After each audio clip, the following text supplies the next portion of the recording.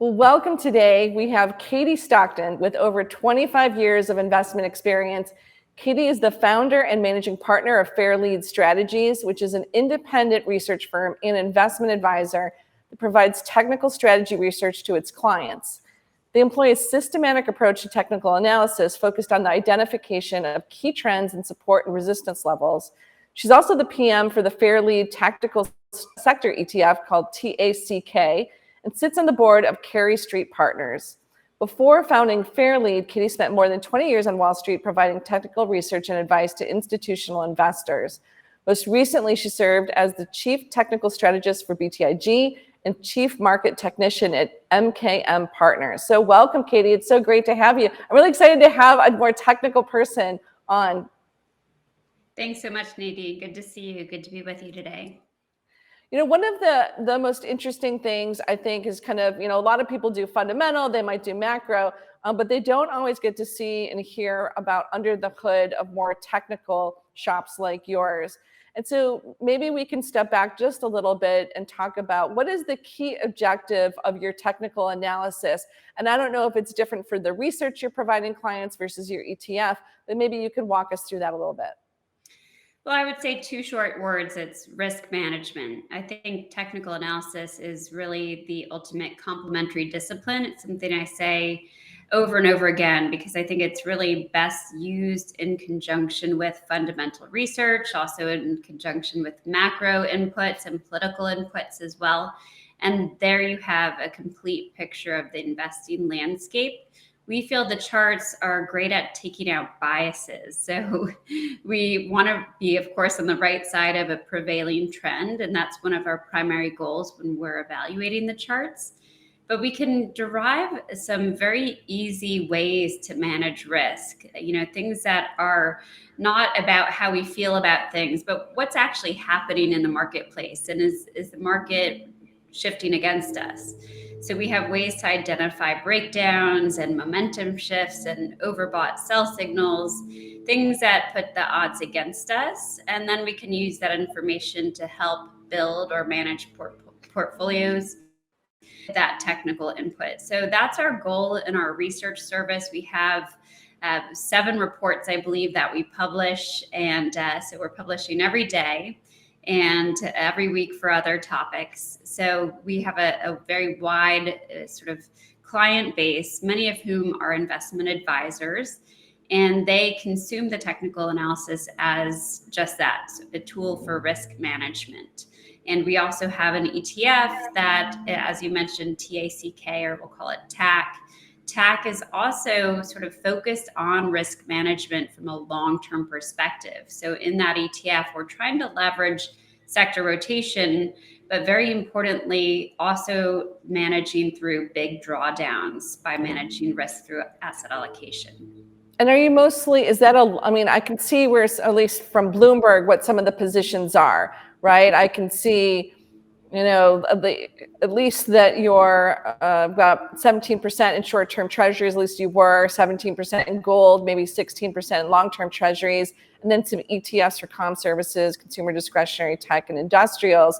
Are you only long? Are you short? Do you use options? Like what is in the ETF? The ETF is based on technical analysis, and we think that it's okay to do that when you're looking at things top down.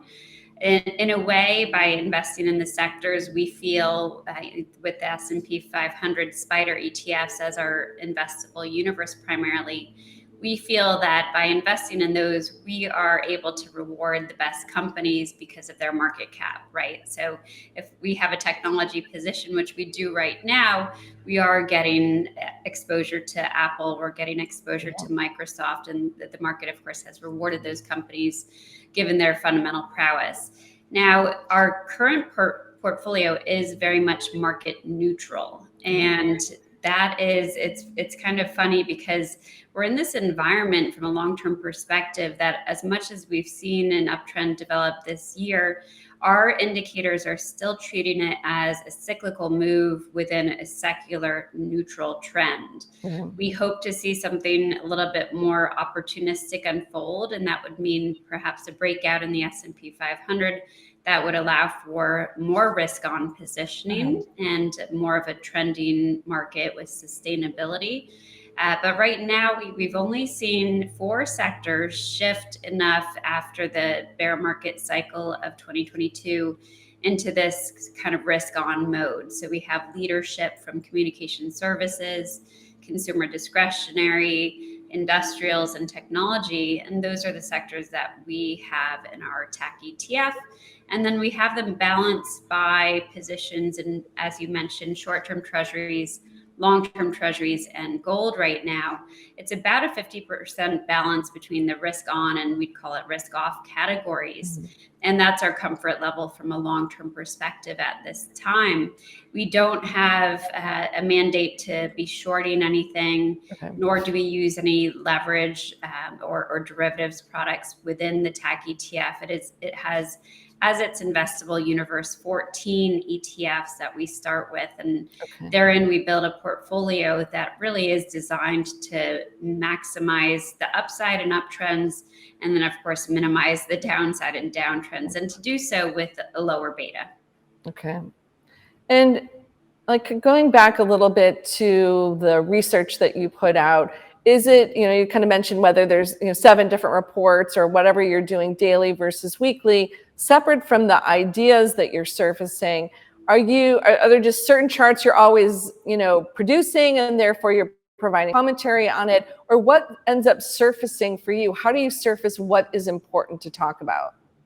Yeah, we think it's important to have episodic views of all of we call them macro inputs. And that would be anything that represents an asset class. So we always have charts published of the S&P 500. We, of course, focus on sector relative strength. We always focus on treasury yields and gold and crude oil and the dollar, anything that influences equities. And that's very important to always know what the momentum gauges are saying, what the primary trends are, and what key levels are at hand for those charts. So we keep that as sort of an episodic report once a week with all of those charts. And then we're surfacing those themes by honestly just looking at a whole lot of charts every day. Our process, we have a very sort of specific methodology. But that methodology, it's interesting to folks that aren't really visual sort of thinkers. It's very visual. So we run scrolls through a lot of charts, and those will start top down, and we'll end up looking at a lot of stocks as well to support our thesis. And in doing so, we're uncovering these themes. As an example, we have breadth, indicators of market breadth that sometimes we'll highlight. We'll highlight perhaps an emerging market country index, or we'll highlight, a currency or maybe natural gas. Anything that we feel is interesting or actionable and would impact enough of our client base to be worth publishing. And for somebody who might not be familiar with your work, how much is it reactive to whether it's momentum or price action or positioning is going on versus, call it forecasting or projecting what will happen, right? So is there like a time frame for which your research is very useful for somebody versus, I'm guessing it's not about 4 years out. Like, what is the duration that tends to be the sweet spot of impact for what you're doing? That's a very good question. You're obviously tuned into the benefits of technical analysis. The way I see that is that you're right. 4 years out, I don't feel like we can really add value over that time frame because our indicators could change so much. We typically focus long-term in our sort of investment thesis, and then we refine it over the short to intermediate term timeframe. So we are often focused more short to intermediate term in our research, whereas in our personal investing and in the TAC ETF, we're much longer term in our focus. We're hoping to hold the ETFs for a year or even more, as long as the trending gauges that we're tracking as part of our model are supporting that. So we have that sort of long-term basis, and then we add short-term color around it. as a technical analyst, we're always reacting to price. We really want to respect the price action, which reflects all of the supply and demand for whatever security you're evaluating. So we trust price, and we also trust that most trends will sustain themselves. So that's the two sort of assumptions that we're making. And if that trend changes, we're going to change with it. We have no way, unfortunately, of forecasting, where the S&P 500 will be at year end is one example, a question we get a lot. Yeah. But rather we can say, well, at present, the intermediate term momentum is shifting to the downside. So that supports a corrective phase. Here's an important level that may provide support. This is what we're looking for as a signal that the correction is done and a re-entry point for the marketplace. For now, with that in mind, we might be hedged from a short-term perspective. So that's the kind of color that we'll give within the long-term context, which, as mentioned earlier, is somewhat neutral at this time in our takeaway. And a timely question for you, for example, one of our clients reached out yesterday because they know that for the past year, we've been keeping, for the risk management purposes and also getting yield, a portion of the portfolio in actual short-term treasuries, not the short-term treasury ETF, but, clicking 5.5%, call it, as a buffer versus being fully, short the market, which is helpful, right? Especially in an up market, or even a sideways market, because at least you're capturing the yield.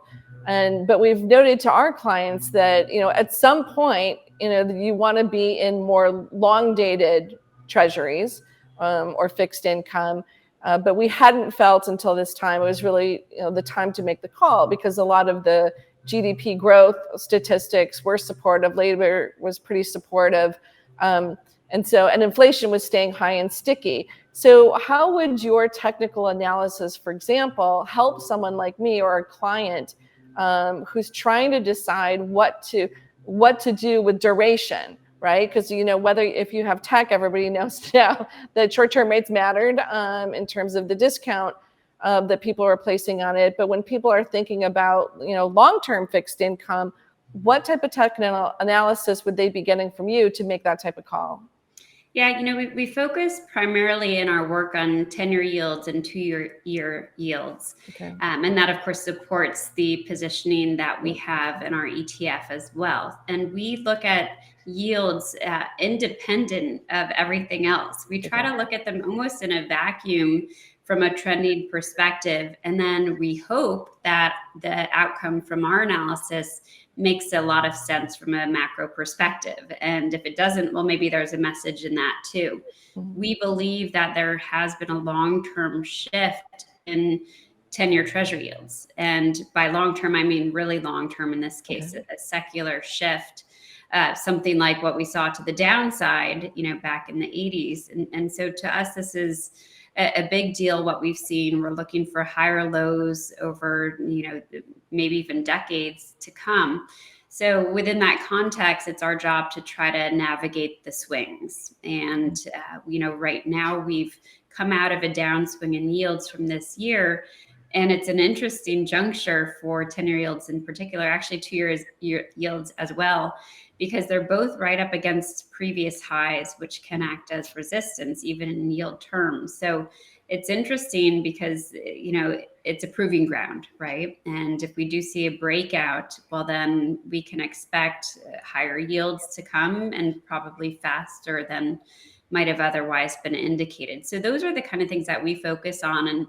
And we feel that the best way to really sort of manage a portfolio on the fixed income side is to have a balance.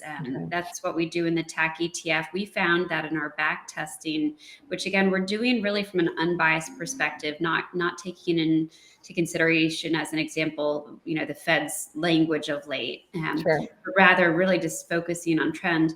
We found that a balance between the short-term treasuries and long-term treasuries was really the best way to navigate the weaker equity market environments. And it's almost like diversifying the fixed income piece of your portfolio was the best way to navigate it when situations happen like in 2022, when you had both the longer term treasury bear market and of course an equity bear market cycle. So we feel that that balanced exposure is the way to go. And it's maybe not always the way to go, but over the course of a long history of our model, it certainly seemed to be that. So we also balance it out, interestingly, and somewhat unique to an ETF wrapper type of structure. We have a gold position, which is in another ETF, GLD, which we're actually morphing into GLDM, which is just to manage some costs there. But on the GLD, it's giving you direct gold exposure. And that gold exposure adds more diversification to that, so-called sort of safer asset class. Again, it's not always safe. It's not always acting like a safe haven. But over the course of history, it does tend to do that. So we're able to reward it for that.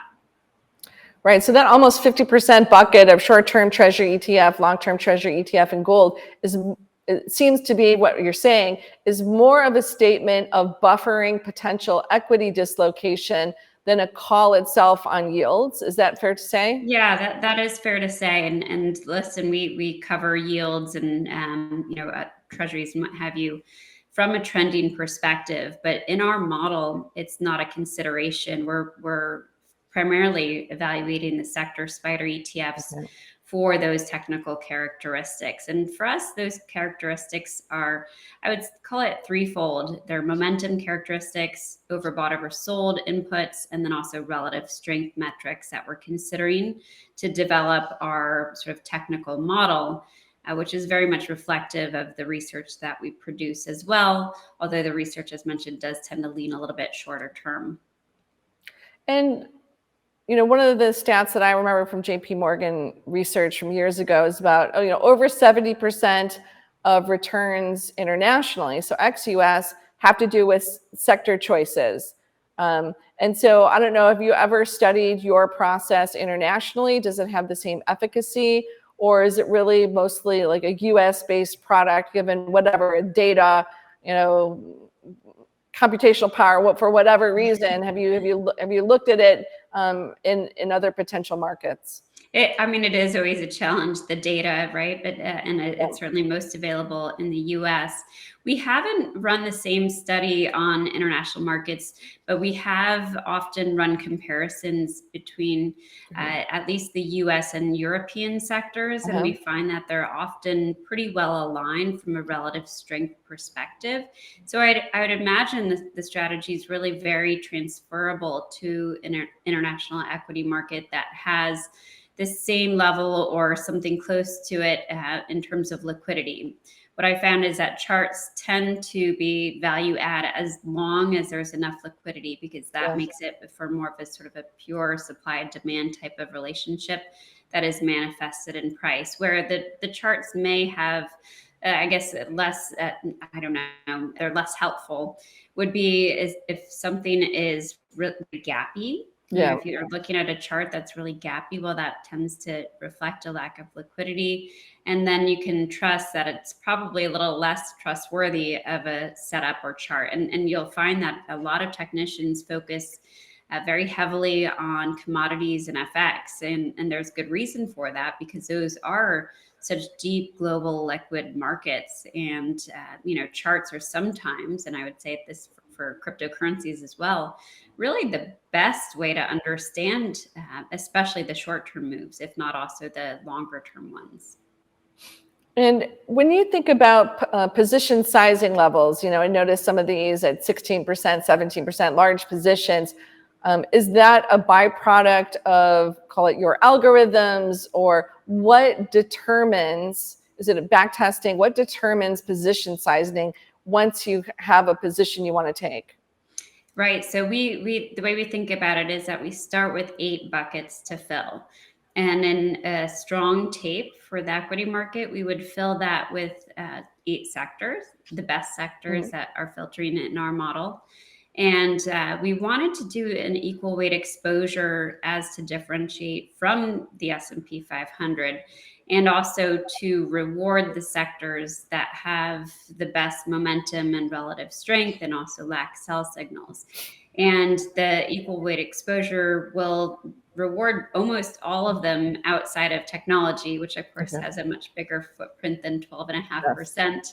That's lent by these 8 buckets. So we like to reward, as an example, the energy sector for one, which had outperformed for 2 years, but it had a very small footprint at the same Right. time in the S&P 500. So assigning that overweight position, we can really benefit from that sector rotation. And I think what you alluded to just a minute ago was that, sector sort of rotation, it is the stuff of a lot of strategies, because I see it as almost low hanging fruit from the market in terms of relative performance. If you're on the right side of these trends from a relative perspective, you can take advantage of what's a pretty wide dispersion, Yeah. typically a year over year on the sector front. So each year we hope to take advantage of that dispersion.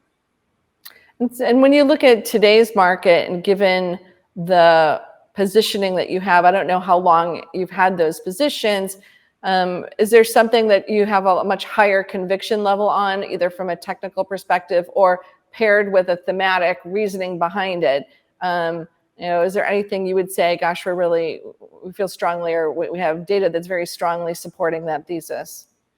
Yeah, I mean, it was interesting in our development of the model. What we learned about, what we're doing, but also about investing in general, is that being long-term in focus is really the way to go. Yeah. Because we tried to sort of slice it every which way in terms of the time frames that we were evaluating for these technical characteristics. And we found that by using monthly closing data, which of course is quite long term, we had the best results. And by best, I mean the best risk reward profile, but also the best sort of ratios that come with it, and without creating too much over trading or noise in the portfolio.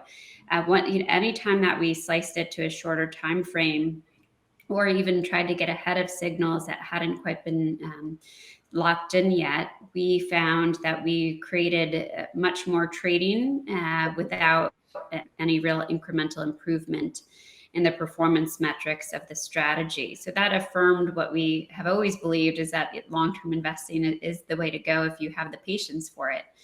What we saw over the past couple of quarters in the TAC ETF is that it did morph into the leading sectors after having been not fully, but nearly fully risk off in its exposure in response to the 22 bear market cycle, during which TAC outperformed the S&P 500 nicely during its drawdown, again, being one of our primary goals to minimize those drawdowns. So once TAC moved into these leading sectors, it was rewarding them for their long-term momentum shifts.